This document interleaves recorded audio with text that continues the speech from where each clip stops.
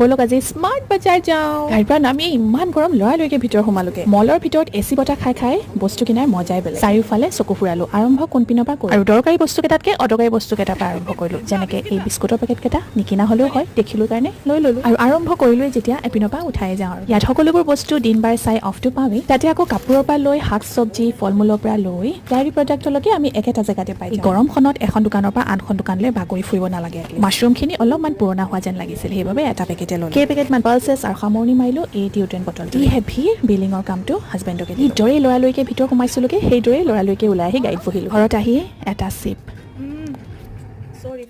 বজাৰ কৰি আহি ভাগৰ লাগি গ'ল ভাগৰটো ভাঙিবলৈ কাৰণে জজবেটি একাপ বনালো ক'ৰবাত পাইছিলো একাপ চাহে হেনো ইনষ্টেণ্ট এনাৰ্জি আনে আৰু ভাগৰখিনি নাইকিয়া হাতত জজবে আছিলেই যেতিয়া ট্ৰাই কৰি চাওঁ জজবে কেইটাৰ লগত আদা তেজপাত নাম মাত্ৰ চাহপাত আৰু এচামুচ হানি 2-3 টোপালমান লেমন জুচ মই অলপ ঠাণ্ডা কৰিয়ে খাইছো and it's really so' refreshing